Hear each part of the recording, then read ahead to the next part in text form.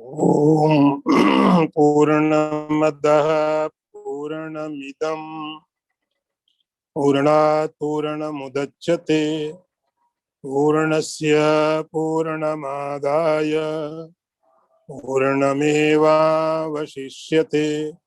ओम शांति शांति शांति। शंकरं शंकराचार्यं केशवं वादरायणं सूत्र भाष्य कृतौ वंदे भगवन्तौ पुनः पुनः। ईश्वरो गुरुरात्मेति मूर्तिभेद विभागिने व्योमवद् व्याप्त देहाय दक्षिणामूर्तये नमः। ओम शांति शांति शांति।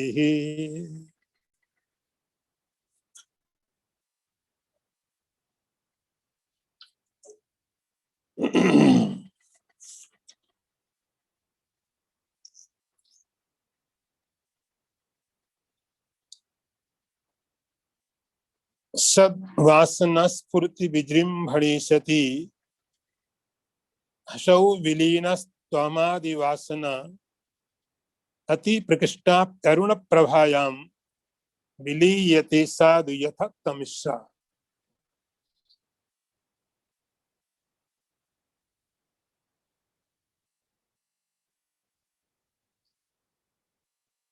सूर्य की प्रभा के उदय के होते ही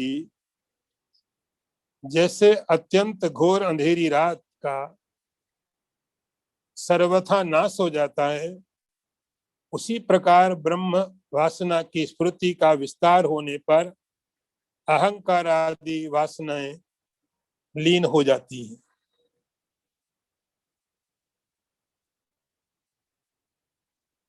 शंकराचार्य जी बात कर रहे थे जीवन मुक्ति की।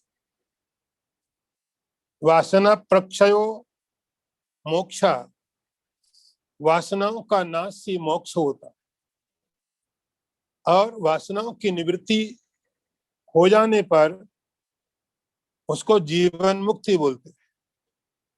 जीवन में मुक्त।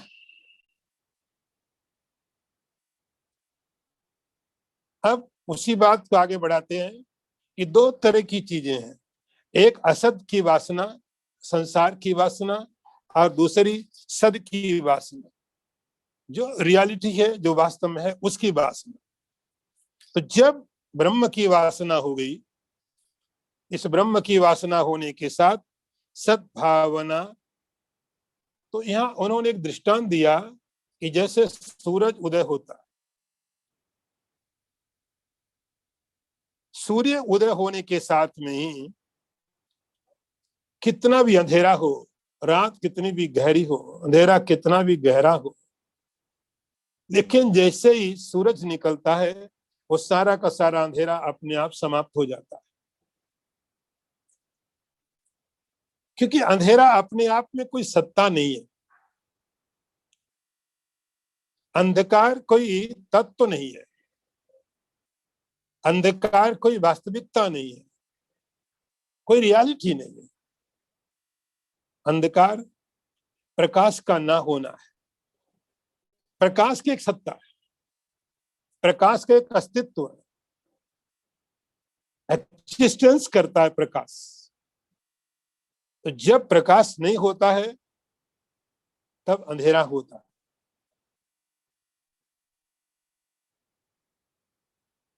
तो सूर्य जैसे निकलता है, सूर्य की प्रभा होते ही अत्यंत घोर अंधेरी रात, कितना भी अंधेरा हो, वो सब समाप्त हो जाता है।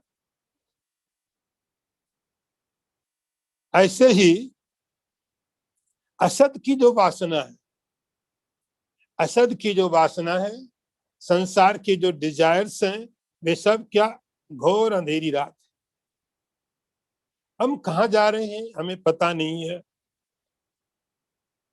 हमारे मन हमें कहाँ ले जा रहा है, हमारी इच्छाएं हमें कहाँ ले जा रही हैं,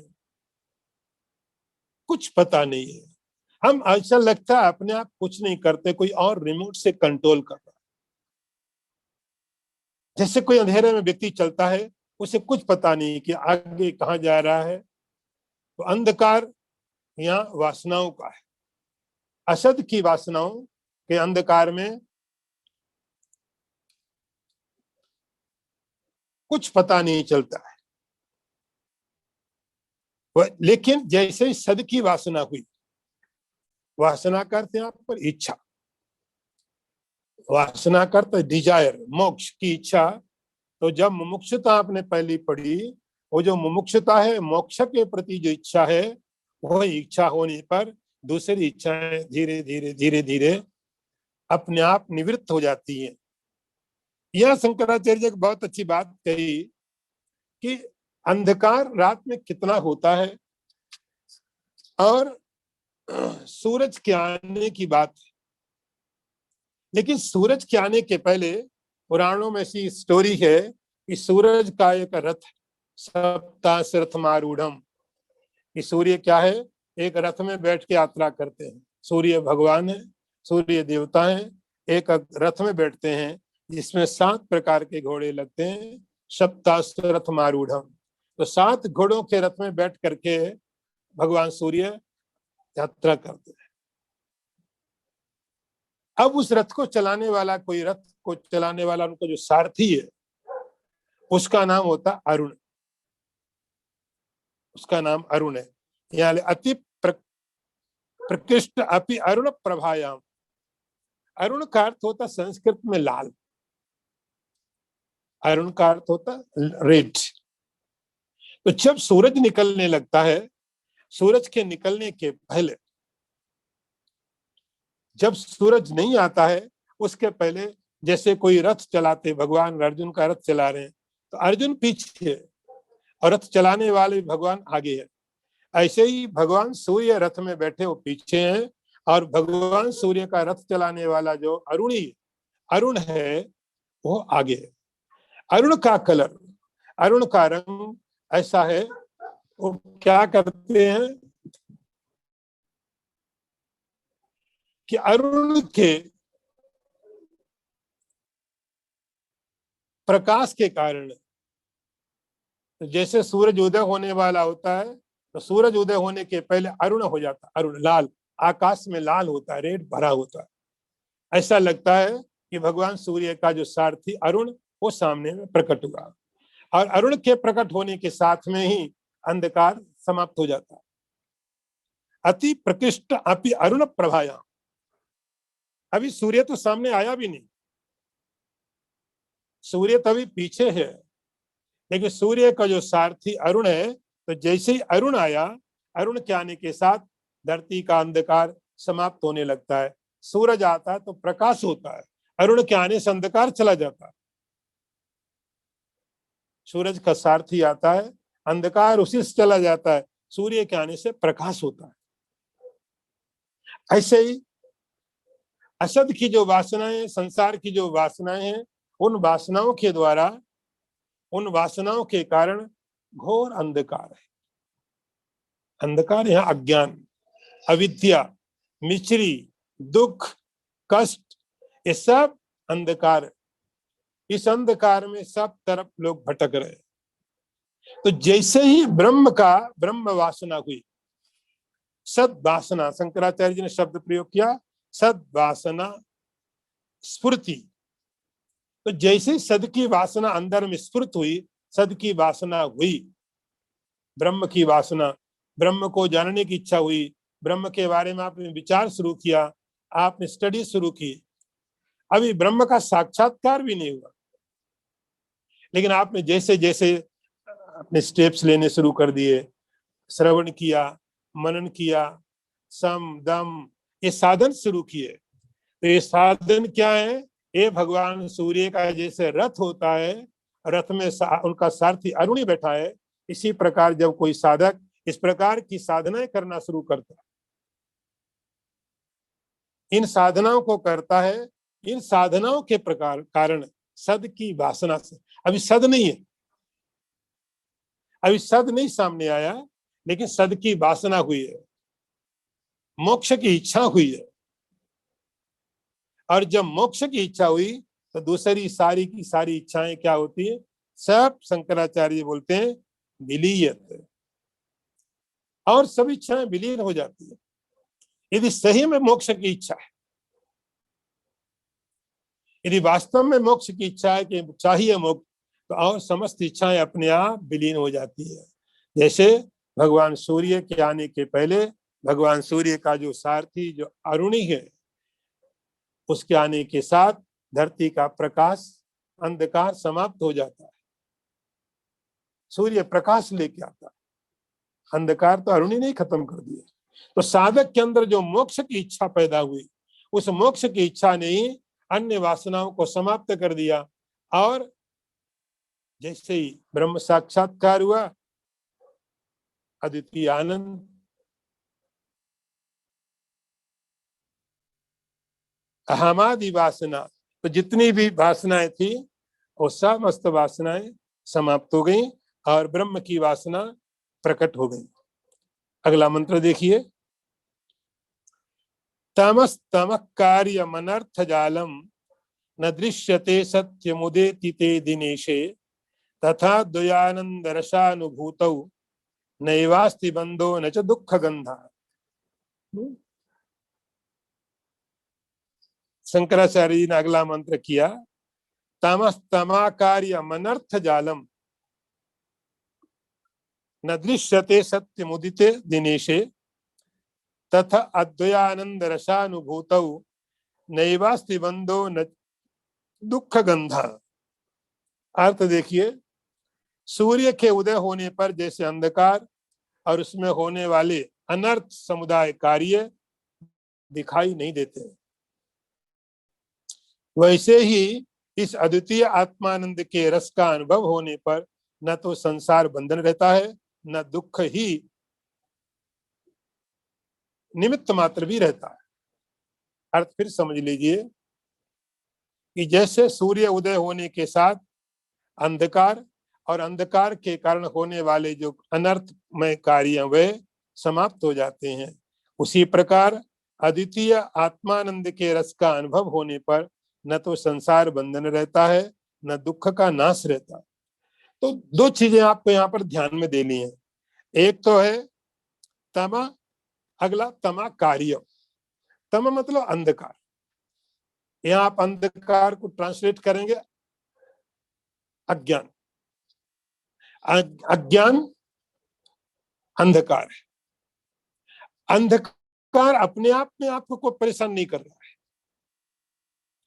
अंधकार की वजह से आपको कोई चोट नहीं लगती है। अंधकार क्या करता, हमारी दृष्टि को, हमारे विजन को रोक देता है। अंधकार क्या करता है, अंदर में कल्पनाएं पैदा कर देता है। अंधकार अपने आप में आपको कुछ नुकसान नहीं करता। तो शंकराचार्य जी बोले तमा है, तम कार्य अनर्थ जालम। तो तम अंधकार, और अंधकार के कारण आपको रास्ता नहीं दिख रहा है, कहीं भी गिर सकते हैं।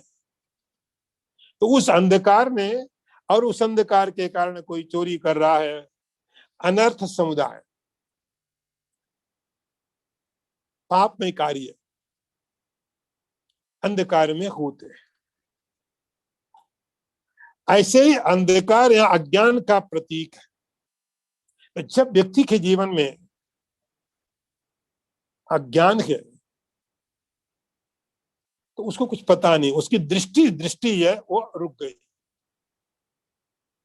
और हम किसी चीज को ठीक से समझ नहीं पाते। तो जब हम समझ नहीं पाते हैं तो हम क्या करते हैं, उसके बारे में कल्पना शुरू कर देते हैं। हम कल्पना शुरू करते हैं, ऐसा होगा वैसा होगा। तो अंधकार या अज्ञान आपकी दृष्टि को, अंधकार बाहर की दृष्टि को रोक देता है, अज्ञान अंदर की दृष्टि को रोक देता है। जैसे अंधकार में बाहर के पदार्थ स्पष्ट नहीं दिखाई पड़ते हैं, तो आप इमेजिन करते हो ये हो सकता, ये हो सकता, ऐसा है, रस्सी है कि सांप है, बड़े दिन हो गए रस्सी सांप की बात नहीं आई। ऐसे ही तो जब अंधकार बाहर के विजन को रोकता है और अज्ञान अंदर के विजन को रोकता है। अंधकार के कारण बाहर बहुत ही अनर्थमय कार्य होते हैं, चोरी हो रही है, मर्डर हो रहे हैं, अंधकार चाहिए उनको। ऐसे अज्ञान के समय में, अज्ञान के कारण उसका जो इफेक्ट है, उसके जो तमक कार्यम अनर्थ जालम, जो अंधकार के कारण, अज्ञान के कारण अंदर का विजन रुक गया है, फिर हम अनेक प्रकार के अनर्थ में फंस जाते हैं। अनर्थ दुख, या अनर्थ क्या होगा कि दुख, कष्ट, बंधन, जन्म, मृत्यु, ये सब अनर्थ है। अज्ञान की दशा में किया हुआ कोई भी कार्य, ज्ञान अच्छा नहीं हो सकता। अज्ञान की दशा में किया हुआ शुभ कार्य भी शुभ नहीं होता। अज्ञान की दशा में जिसको हम शुभ कहते हैं, यदि आप बहुत गहराई में देखोगे, वहां भी कहीं ना कहीं थोड़ा अशुभ छुपा हुआ होता है। इसलिए कर्म का स्वभाव ही होता है कि वहां पर असद जरूर होगा। अज्ञान की दशा में, अंधकार की दशा में किया हुआ कुछ भी अनर्थ, शंकराचार्य ने शब्द प्रयोग किया अनर्थ, अनर्थ जालम। अर्थ का अर्थ सही, अनर्थ का अर्थ गलत। एक गलत के बाद दूसरा गलत, तीसरा गलत, एक जन्म के बाद दूसरा जन्म, तीसरा जन्म, और जाल, निकलने का रास्ता नहीं। तो जैसे अंधकार के कारण अंधकार का इफेक्ट होता, उसके परिणाम आते हैं और वो बहुत गलत होते हैं, वैसे ही अज्ञान के कारण, अंदर में जो अज्ञान होता, उसके कारण अनर्थ समुदाय पैदा हो जाता, दुख, संसार, कष्ट।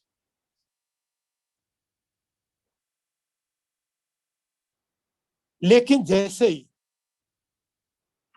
सूरज निकलता है, अरुणी सामने आते हैं और सूरज के निकलने के साथ में प्रकाश हो जाता है और आप स्पष्ट रूप से देख पाते हो, पदार्थ को पहचान पाते हो, किस चीज का स्वरूप क्या है, आपका रास्ता कहाँ है, आपको किधर से जाना है, आपका विजन क्लियर होता है। ऐसे ही जब सूरज, ज्ञान का सूरज निकलता है, जब आप स्टडी करते हो, साधना करते हो, श्रवण करते हो, तब ज्ञान का सूरज निकलता है। और ज्ञान का सूरज निकलने का परिणाम क्या हुआ? अद्वैतानंद रसानुभूति। उस समय में ये व्यक्ति अद्वैत आनंद का रस उठाता है।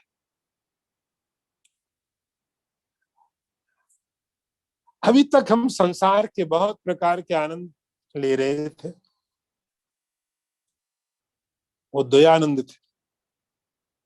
मैं अलग था, आनंद अलग था, ऑब्जेक्ट अलग था। ऑब्जेक्ट जिसको प्राप्त कभी कर भी सकते थे, नहीं भी कर सकते थे। उस हालत में हमने कभी कभी, जब ऑब्जेक्ट मिल गया तो हम सुखी भी हो जाते थे, नहीं भी हो जाते थे। और मुश्किल क्या होती थी, कुछ चीजें मिल भी जाती थी तो उसमें भी आपको बहुत सी चीजें पसंद होती है, बहुत सी चीजें पसंद नहीं होती। क्यों पसंद होती, क्यों नहीं होती, आपको कोई रीजन नहीं मालूम है, कोई कारण नहीं मालूम। लेकिन कई बार ऐसा होता था कि आपको जो चीजें पसंद थी मिलती नहीं थी, और जो आपको पसंद नहीं वो आपके पास आपका पीछा नहीं छोड़ती। तो दो तरह से कष्ट उठा रहे थे, जो चाहिए वो मिला नहीं, और जो मिला हुआ वो चाहिए नहीं।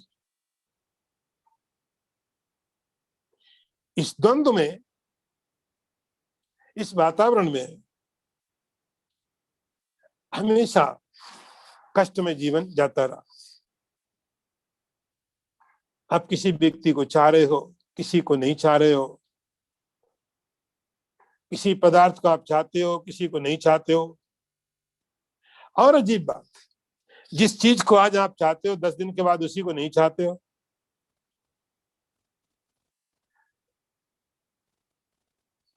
लेकिन जो ब्रह्मानंद है ये बहुत अलग तरीके का है। इस ब्रह्मानंद में द्वयानंद नहीं है, ये अद्वयानंद है। इस ब्रह्मानंद में लाइकिंग डिसलाइकिंग का कोई क्वेश्चन नहीं। संसार में ये सवाल उठता है, आप किसको पसंद करते हैं, किसको नहीं करते हैं, आपके ऊपर है, क्योंकि आपसे अलग है। जो चीज आपसे अलग है, आपको मिली है, उसका अर्थ हुआ आपकी डेस्टिनी ने आपको दी है, आपके भाग्य ने उसको दिया है।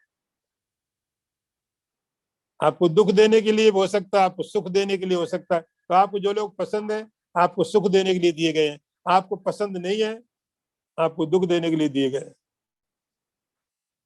अब आपकी मर्जी कितना दुखी होना है। लेकिन ब्रह्मानंद में ये सवाल नहीं उठता है कि मुझे ब्रह्मानंद पसंद है, मुझे नहीं पसंद। ये क्वेश्चन उठता नहीं। इन दोनों विकल्पों से ऊपर है, इन दोनों चीजों से अलग है। क्योंकि आपको जो पदार्थ संसार के मिलते हैं वो मिलते हैं आपके प्रारब्ध से। लेकिन ध्यान रखना, ब्रह्मानंद किसी के प्रारब्ध से, भाग्य से नहीं मिलता। ब्रह्मानंद किसी के भाग्य में नहीं लिखा होता। तो जो चीजें भाग्य से मिलती हैं, प्रारब्ध से मिलती हैं, हमारे प्रारब्ध दो तरह से होते हैं, अच्छे होते हैं, खराब होते हैं। इसलिए आपको आपको कुछ चीजें पसंद होती हैं, कुछ नहीं पसंद होती हैं। कोई व्यक्ति आपको सुखी करना चाहेगा 10 साल तक, वही व्यक्ति आगे 10 साल दुखी करना चाहेगा, आपको पसंद नहीं आएगा। लेकिन क्या कर सकते हैं, यह ब्रह्मानंद आपके प्रारब्ध का परिणाम नहीं है। इसलिए मुझे ब्रह्मानंद पसंद है, मुझे ब्रह्मानंद नहीं पसंद है, एक क्वेश्चन नहीं होता है। आप ये कह सकते हो कि मुझे ठंडा पानी पसंद है कि गर्म पानी पसंद है। आपके पास ये ऑप्शन नहीं कि आपको पानी पसंद है कि नहीं। डू यू लाइक वाटर और नॉट, ये क्वेश्चन नहीं होगा। आपको हवा ऑक्सीजन पसंद है कि नहीं पसंद है, ये क्वेश्चन नहीं है। आपको धरती पसंद है कि नहीं पसंद है। तो जो चीजें ऑप्शनल होती है, वैकल्पिक होती है, वहां पर हमारे पास चीज होती है, ये बात हमें पसंद है, ये पसंद नहीं है। उसके लिए दो चीजें होनी चाहिए, आप सिलेक्ट कर सको, ये मुझे पसंद है, ये नहीं पसंद। I like this one, not this one. आपको ऑप्शन होने चाहिए। ब्रह्मानंद ऑप्शनल नहीं है, एब्सोल्यूट, निरपेक्ष। इसकी कोई तुलना नहीं है। आपके शत्रु और मित्र दोनों में तुलना होगी, दोनों एक ही जैसे होंगे, दोनों सेम स्टेट के होंगे, सेम लेवल पर होंगे। आपके शत्रु, आपका मित्र, दोनों एक ही कैटेगरी के होने चाहिए, तभी हो सकता। आपका शत्रु और आपका मित्र आपका पड़ोसी, आसपास के लोग ही होंगे। अब हमारा शत्रु कोई राजा तो नहीं हो सकता है, कोई प्रेसिडेंट नहीं हो सकता किसी कंट्री का। हमारा दुश्मन क्यों होगा?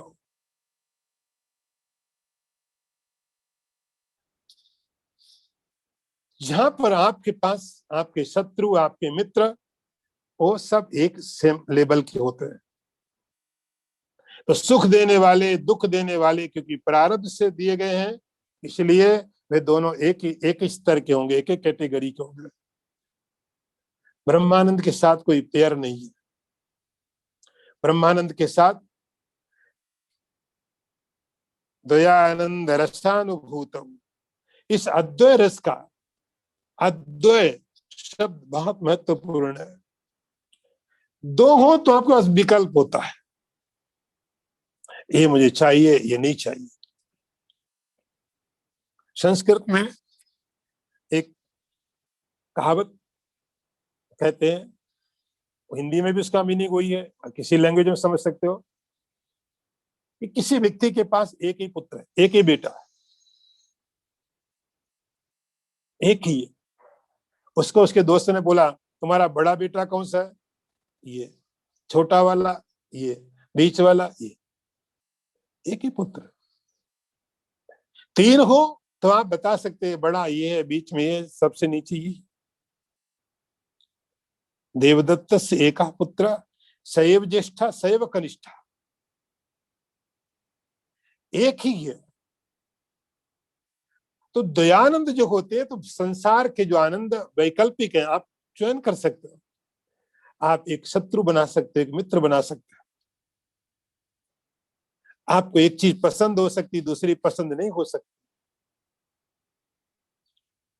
लेकिन ब्रह्मानंद के साथ अद्वय है ही नहीं दूसरा। दो ब्रह्मानंद नहीं है, ये वाला ब्रह्मानंद मुझे पसंद, ये वाला मुझे पसंद नहीं है। आपका ये विकल्प हो सकता है, ये शरीर मुझे पसंद नहीं है, ये शरीर मुझे पसंद नहीं है, ये घर मुझे पसंद नहीं है, ये बुद्धि मुझे पसंद नहीं, ये आंखें मुझे पसंद नहीं। लेकिन आपके पास ये विकल्प नहीं कि मेरे को आत्मा ही पसंद नहीं है। ये आत्मा, आई डोंट लाइक दिस आत्मा, क्या करोगे? दो चार आत्मा थोड़ी तुम्हारे पास कि एक रखी बढ़िया आत्मा ले लो वहां से। शरीर पसंद नहीं हो सकते, आप कमिट सुसाइड हो सकता है। लेकिन आत्मा के लिए कोई विकल्प आपके पास थोड़ी कि आत्मा मुझे पसंद नहीं, मुझे बढ़िया वाली दूसरी आत्मा निकालो। मन पसंद नहीं है, ठीक है। इस अद्वैय आनंद का कोई विकल्प नहीं है। इसलिए यहाँ पर ये मुझे पसंद है, ये पसंद नहीं है, ऐसा कोई विकल्प नहीं है। रसानुभूत नैवास्ति बंधा न च दुख गंधा। तो जैसे इस ब्रह्मानंद का आनंद रस अनुभूति होने लगेगी, जैसे ही इसको टेस्ट आप करेंगे, वैसे ही उसका परिणाम होगा न बंधा, कोई बंधन नहीं है। जैसे जैसे आपने ये रियलाइज किया, अद्वैय आनंद को आपने रियलाइज किया, तो आकाश को कोई कैसे बांध लेगा? स्पेस को बांधने के लिए कोई तरीका नहीं है। तो वैसे ही जैसे उसको देखा, मैं ब्रह्मानंद का आस्वादन लेने लग गया, आत्मानंद का आस्वादन लेने लग गया। उसके बाद में सारे के सारे स्वाद, सारे बंधन, कि मुझे यहां से बंधन, जब आप किसी पदार्थ से अटैच है, वो बंधन होता है। ऐसा नहीं कि हमको रस्सी बांधी गई है। बंधन का अर्थ हुआ कि आप यहां पर बैठ करके किसी विषय का चिंतन कर रहे हैं, ये बंधन हो गया। मुझे ये मिलना चाहिए, ये मुझे चाहिए। तो जब हम यहाँ पर बैठ करके किसी का चिंतन करते हैं, जो आपने पीछे पढ़ लिया, ध्यायतो विषयान पुंसा, तो यहाँ पर बैठ करके जब मैं चिंतन करता हूं, मुझे ये मिलना चाहिए, ये बंधन है, ये वासना, ये डिजायर बंधन है। लेकिन जब ब्रह्मानंद का आनंद रसाद्वय का आनंद लेने लग गए, तब उसके साथ अब ये नहीं रहता कि मुझे ये चीज मिलनी चाहिए, मैं उसका चिंतन करो, चिंतन करो, इसके बिना तो मैं कुछ हूं नहीं। वो बंधन चले गए। प्रारब्ध से क्या मिल रहा है, क्या नहीं मिल रहा है, वो प्रारब्ध का काम है, वो प्रारब्ध का खेल है। अच्छा प्रारब्ध देता है, खराब देता है, वो प्रारब्ध की बात है, डेस्टिनी है, उसमें मेरी कोई इंटरेस्ट नहीं है हमको। तो वो बंधन खत्म हुआ, और जैसे ही बंधन खत्म हुआ, न च दुख गंधा, दुख का कोई गंध का अर्थ हुआ कि जैसे कहीं पर आपने कोई ऐसी पदार्थ रख दिया, स्मेल वाली चीज, कोई सेंट कहीं लगा दिया और आपने सेंट वहां से हटा लिया, लेकिन उसकी स्मेल रह जाती है। ऐसे ही पहले पदार्थ भी चले गए, और पदार्थों के बंधन चले जाने से अब कोई दुख नहीं है। न च दुख गंधा, पदार्थ पहले जाते थे दुखी होते थे, अब पदार्थ जा रहे हैं कोई दुख नहीं है, आ रहे हैं तो भी कोई दुख नहीं। ध्यान रखना, दोनों तरफ दुख पदार्थ देता है। जब कोई चीजें आती हैं तो दुख के लिए आती है, जाती है उसका परिणाम बाद में पता चलता है, उनका आने का प्रोसेस ही दुख की तरफ हो जाता है। लेकिन जब ब्रह्मानंद इस रस का आस्वादन कर लिया, न च दुख गंधा, अब कोई दुख जरा भी नहीं, बिल्कुल समाप्त हो गया। यहां तक हमने एक चैप्टर किया। अगला मंत्र देखिए, दृश्यम प्रतीतम प्रविलापयन स्वयं क्षणमात्रमानंद घनम विभावयन समाहिता सब बहिरंतरम वा कालम नयथा सति कर्म बंधे। अर्थ देखिए, यदि तुम्हारा कर्म बंधन अविशेष है तो इस प्रतीयमान दृष्टि का लय करते हुए तथा बाहर भीतर से सावधान रहकर अपने सत्ता मात्र आनंद घन स्वरूप का चिंतन करते हुए कालक्षेप करो। शंकराचार्य जी के इंस्ट्रक्शंस, शंकराचार्य जी के इंस्ट्रक्शंस उन लोगों को हैं जो ऑलमोस्ट रियलाइज्ड, जिन्होंने रियलाइजेशन प्राप्त कर लिया है, उन लोगों के लिए है। आपको मालूम पड़ गया, रियलाइजेशन हो ही गया, हो गया है, जो आपको करना था आपने कर लिया। पूरे के पूरे पता नहीं कितने कितने अनंत काल से जो कोशिश की जा रही थी करने की, हर जन्म में अधूरा छूट जाता था। बहुत से काम हमने पूरे कर लिए होंगे, हर जन्म में हमने बहुत से काम पूरे कर लिए होंगे, लेकिन एक काम अधूरा छूट जाता था, वो आके अब पूरा हुआ। बस आप कहने का पर्पस खत्म। सवाल ये है कि जब जिसलिए पूरी की पूरी सृष्टि कोशिश कर रही थी, जिसके लिए ईश्वर खुद प्रयास कर रहा था तुम्हारे साथ मिलकर के, इतने जन्मों में नहीं हुआ, और इस जन्म में हो गया। अब क्वेश्चन ये उठता है कि होने के बाद अब तो रहने का कोई पर्पस नहीं रह गया, सारा का सारा सृष्टि का जो उद्देश्य था पूरा हो गया। ईश्वर ने सारा का सारा ये क्रिएशन किया, पूरी पूरी सृष्टि बनाई, किस लिए? इसलिए नहीं बनाई कि आप फंस जाओ, इसलिए बनाई आप निकल जाओ। ये सृष्टि इसलिए है कि आप यहां से निकल जाओ, उपयोग कर लो, इसका यूज कर लो, फंसो मत। आज वो खत्म हो गया। अब ये साधक क्या करे? पर्पस पूरा, प्रारब्ध विशेष, डेस्टिनी अभी वहां पर है, तब क्या करे? उस हालत में उसको क्या करना चाहिए? उसके लिए शंकराचार्य यहां बताते हैं, दृश्यम प्रतीतम प्रविलापयन स्वयं। अभी भी प्रारब्ध शेष, अज्ञान शेष नहीं, ध्यान ही रहे आपका उस ज्ञानी का, अज्ञान शेष नहीं, अज्ञान समाप्त, प्रारब्ध शेष है, प्रारब्ध, डेस्टिनी, भाग्य, इतनी चीजें उसके जीवन में और होनी है। और प्रारब्ध का नाश ज्ञान से नहीं होता। आपके बात मालूम है कि प्रारब्ध का नाश भोगने से होता है,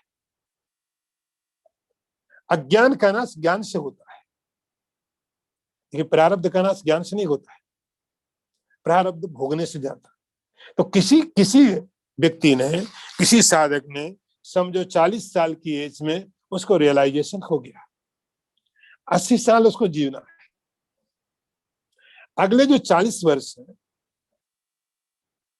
वो 40 साल कैसे निकालने, वो शंकराचार्य इसमें बता रहे हैं। अगले 40 साल उसको किस प्रकार से निकालना है, उसके लिए बता रहे हैं। दृश्यम प्रतीतम प्रविलापयन स्वयं सनमात्रमानंद घनम विभावयन। प्रारब्ध शेष है,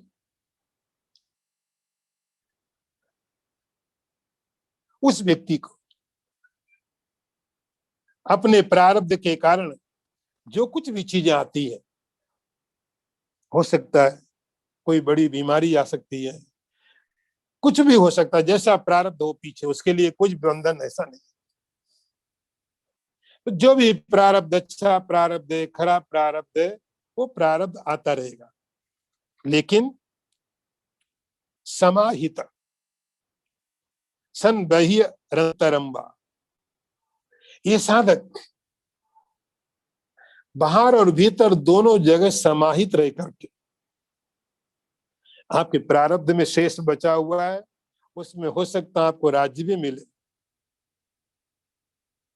हो सकता है कि कुछ भी ना पास में हो,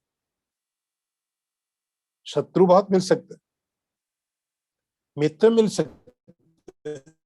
आपके लिए शत्रु नहीं, लेकिन आप शत्रु हो सकते हो। आपने सब जगह सर्वात्म भाव आपके अंदर आया, आपके शत्रु के अंदर थोड़ी आ गया। तो लाखों शत्रु मिल सकते हैं, लाखों मित्र मिल सकते हैं, अच्छी चीजें हो सकती है, खराब चीजें हो सकती है, डिपेंड करता प्रारब्ध पर। ये साधक, शंकराचार्य बोलते हैं, ये साधक सनमात्रमानंद घनम विभावयन, आपका फोकस, साधक का फोकस अपने उस स्वरूप पर ऊपर रहता है। साधक का ध्यान इन चीजों में जाता नहीं है।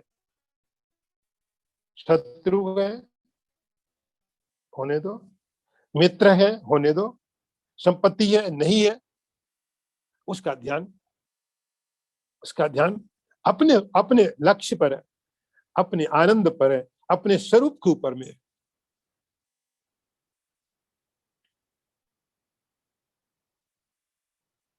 तो उसका चिंतन अपने ऊपर रहता है, उसका चिंतन न शत्रु पर जाता है न मित्र पर जाता है। जीवन में सब कुछ होगा, लेकिन जीवन की कोई भी चीज उसके अपने ध्यान को वहां से भटका नहीं सकती है। शंकराचार्य बोलते हैं ये सब बहुत सावधानी के साथ करते करते कालम न यथा सती कर्म बंधे, अभी कर्म का बंधन शरीर के साथ शेष है। कर्म इन सबको पास होने दो। इस प्रकार से आपके जो साधक के जीवन के 40 साल या जो भी साल बचे हैं, न ये था, उनको निकालने दो, उनको निकलने दो। प्रारब्ध से शरीर अपना भोग भोगेगा, प्रारब्ध से मन में विचार भी आएंगे, लेकिन वो साधक अपने जीवन के बचे हुए जो समय है, जो साल है, इनका चिंतन करते करते करते करते इस समय को निकालना चाहिए। ऐसा शंकराचार्य जी ने यहाँ पर इंस्ट्रक्शन दी है। अब अगला मंत्र देखिए, प्रमादो ब्रह्म निष्ठायाम न कर्तव्य कदाचन, प्रमादो मृत्यु इत्याह भगवान भगवान ब्रह्मण सुता।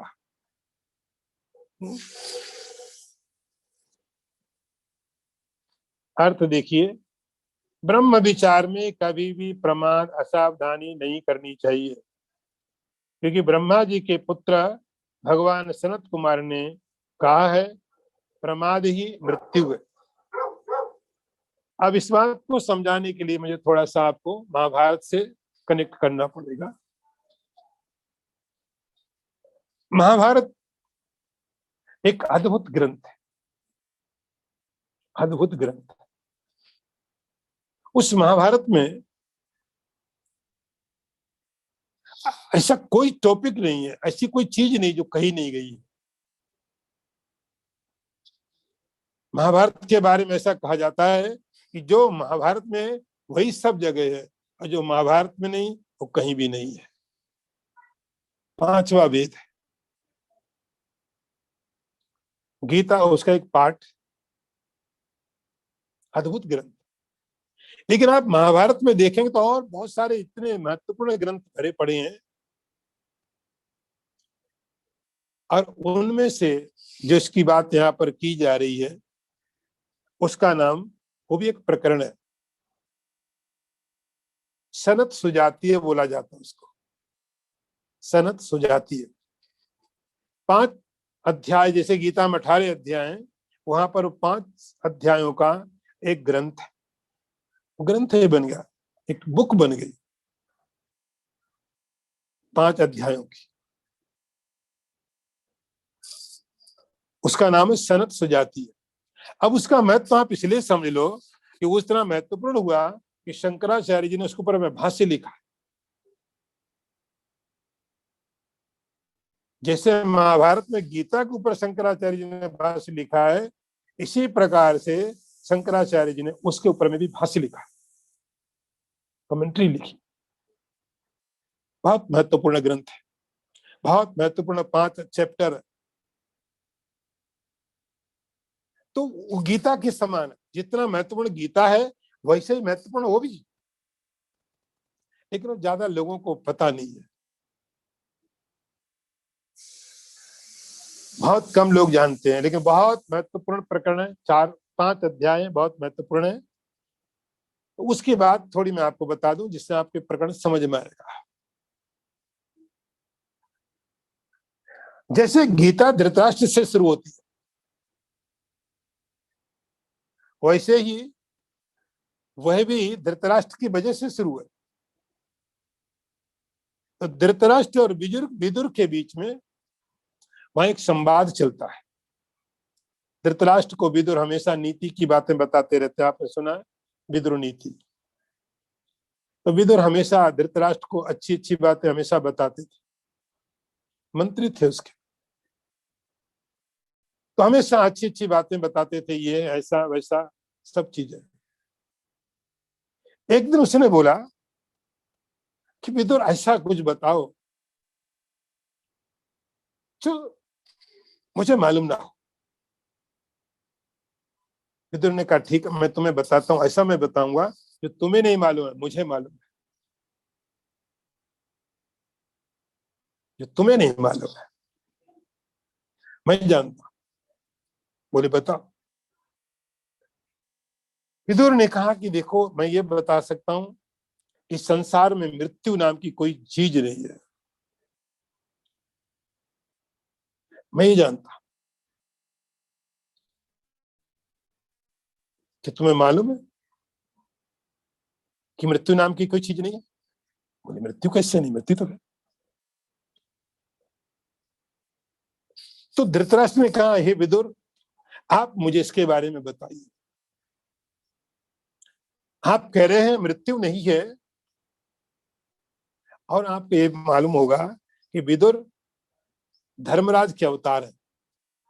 धर्मराज मतलब यम, मृत्यु के देवता, मृत्यु के देवता का नाम है धर्मराज। आप यमराज भी बोलते हो, लेकिन धर्मराज बोल सकते हो, ज्यादा अच्छा शब्द है। तो धर्मराज के अवतार है विदुर, जो कि मृत्यु देवता के मालिक, कंट्रोलर। उन्होंने कहा मैं जानता हूं मृत्यु नहीं है, ये बात तुम्हें नहीं पता है, सारा संसार जानता है कि मृत्यु ही है। विदुर ने कहा ये मैं जानता हूं मृत्यु नहीं है। धृतराष्ट्र ने कहा कि आप मुझे उसके बारे में उपदेश दो फिर। तो महाभारत में लिखा है कि विदुर ने कहा कि वो मुझे मालूम है, लेकिन मैं बता नहीं सकता, मुझे बताने के लिए अथॉरिटी नहीं। मैं जानता हूं, मैं वो विद्या जानता हूं और नॉलेज मेरे पास है, लेकिन मैं बता नहीं सकता हूं, उसके लिए मेरे पास अथॉरिटी नहीं है। तो नॉलेज होना एक अलग बात है, अथॉरिटी होना ही दूसरी बात हो जाती है। मालूम है, विदुर बहुत मतलब भगवान के धर्मराज के अवतार है। बोले मैं जानता हूं, लेकिन मैं उसको प्रवचन आपको बता नहीं सकता। जितना मेरा अधिकार था उतना मैंने तुम्हें बता दिया। ये जो तुम सवाल कर रहे हो, ये सवाल मेरा नहीं है। तो उन्होंने बोला फिर इसको कौन बताएगा? बोले हमारे गुरु। तुम्हारे गुरु का नाम क्या है? बोले हमारे गुरु है सनत कुमार। सनत कुमार ब्रह्मा जी के 4 पुत्र थे। 4 पुत्र थे। वो हमेशा ही 5-7 साल की उम्र के दिखते थे। कभी उन्होंने अपने शरीर के स्ट्रक्चर को बड़ा नहीं होने दिया। 20 साल 50 साल यंग नहीं, बच्चे 7-8 साल 10 साल के बच्चे का जो स्ट्रक्चर होता है उसी तरह रहे हो। और ऐसा कहते हो भगवान के अवतार है सनत कुमार। 4 है वो, ब्रह्मा जी के मानसिक पुत्र बोले जाते हैं। तो उनमें जो सनत कुमार है वो भगवान के अवतार है। विदुर ने कहा मेरे गुरु है, तो मैं उनका आह्वान करता हूं, वो आपको इसके आगे आगे बता सकते हैं। तो उन्होंने बोला ठीक है। तो विदुर ने ध्यान किया। ध्यान किया तो सनत कुमार प्रकट हुए। सनत कुमार का नमस्कार प्रणाम वगैरह सब किया गया। जो औपचारिकताएं हैं फॉर्मेलिटी सब होने के बाद धृतराष्ट्र ने नमस्कार करके पूछा, और तो धृतराष्ट्र और सनत कुमार के बीच का जो संवाद है उसका नाम है सनत सुजातीय। धृतराष्ट्र जैसे गीता में धृतराष्ट्र क्वेश्चन करता है,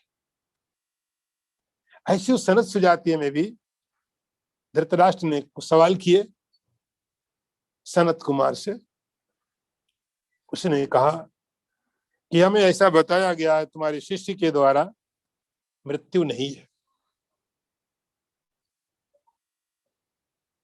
आप क्या कहते हो?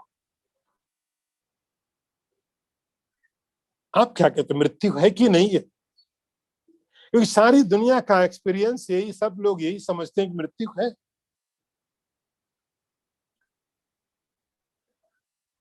आपका क्या कहना? सनत कुमार ने कहा दुनिया भर में बहुत तरह के लोग, हर कोई व्यक्ति,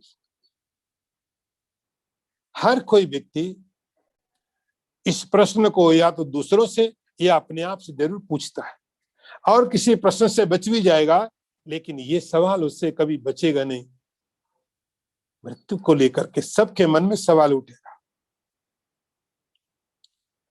सबके मन में सवाल उठेगा मृत्यु को लेकर के, मृत्यु है या नहीं, मैं मरूंगा या नहीं।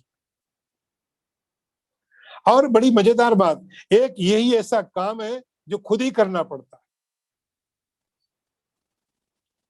उसके लिए ऐसा नहीं कि उसके बदले चलो वो मर जाए। एकमात्र ऐसा काम है, इसको खुद ही करना पड़ेगा, कोई किसी की जगह नहीं मरेगा।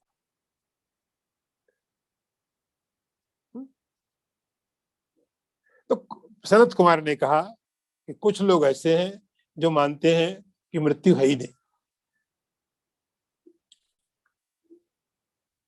कुछ ऐसे लोग हैं जो कहते हैं शरीर छूटता है,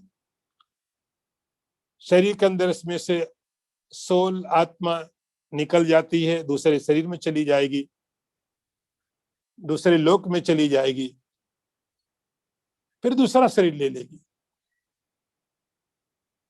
कुछ लोग ऐसा भी कहने वाले हैं कि जैसे ही शरीर छूटता है तो शरीर के जो जितने 5 महाभूत हैं अपने अपने कारणों में चले जाते हैं, अपने अपने, मिट्टी मिट्टी में मिल गई, पानी पानी में चला गया, आकाश आकाश में चला गया, कुछ बचता नहीं, खत्म स्टोरी। कुछ कहते हैं, और इस सवाल नचिकेता ने भी अपने ढंग से पूछा था। यहां पर सनत कुमार ने कहा,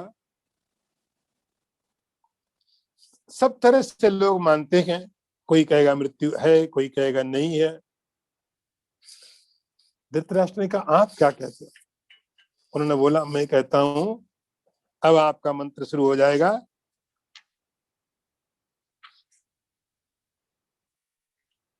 प्रमादो ब्रह्मनिष्ठायाम न कर्तव्या कदाचन, प्रमादो मृत्यु रीत्याह भगवान ब्रह्मण सुता। प्रमादो वही मृत्यु। सनत कुमार ने कहा, हे धृतराष्ट्र, मैं समझता हूं जो प्रमाद है वही मृत्यु, प्रमाद ही मृत्यु है। प्रमाद असावधानी, लापरवाही। प्रमादो मृत्यु रीत्याह भगवान ब्रह्मणा सुता। ब्रह्मा के पुत्र हैं सनत कुमार, इसलिए ब्रह्मा के पुत्र भगवान सनत कुमार ने धृतराष्ट्र को बोला, हे धृतराष्ट्र, ये जो प्रमाद है, ये जो असावधानी है, इसी को तुम मृत्यु समझो। यही मृत्यु। कौन सा प्रमाद? किस प्रमाद की बात कर रहे हैं? किस असावधानी की बात कर रहे हैं? हम लोग संसार में तो बहुत सावधान है, संसार को इतनी अच्छी तरीके से मैनेज कर रहे हैं, इतने अच्छे तरीके से करते हैं।